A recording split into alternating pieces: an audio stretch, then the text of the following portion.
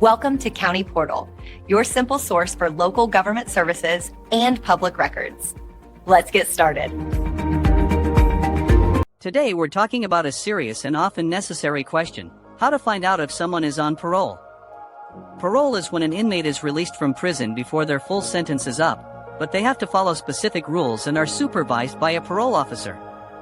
You might need this information for safety reasons, for a background check, or just for peace of mind.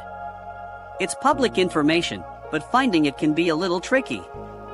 The most direct and reliable way to check someone's status is through the state's Department of Corrections, or DOC, website. Every single state has one. Just go to a search engine and type in the name of the state followed by Department of Corrections. Once you're on their site, look for a link that says something like Inmate Search, Offender Locator, or Public Records. You'll usually need the person's full name and maybe their date of birth to run a search. If you happen to have their DOC identification number, that's even better and will give you the most accurate result. The search results will often show their current status, including whether they are incarcerated, on parole, or have completed their sentence. This is your best bet for official information. A second method is to check the state's parole board website. Some states have a separate website for their board of parole, which might have its own searchable database or provide more specific details about parole hearings and decisions. A quick search for your state's name plus parole board should get you to the right place. If online searches aren't working, you could also try contacting the county sheriff's office where you believe the person is living. Be aware that they might be limited by privacy laws on what they can tell you over the phone, but they are often aware of parolees in their jurisdiction.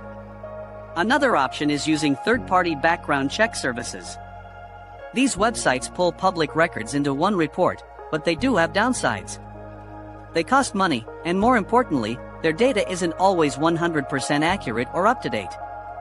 Use them as a starting point, but always try to confirm what you find with an official source like the state DOC.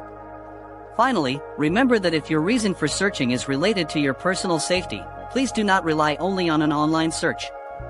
Contact your local law enforcement, explain your concerns, and let them guide you.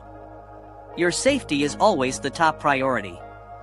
We hope this guide helps you find the information you're looking for.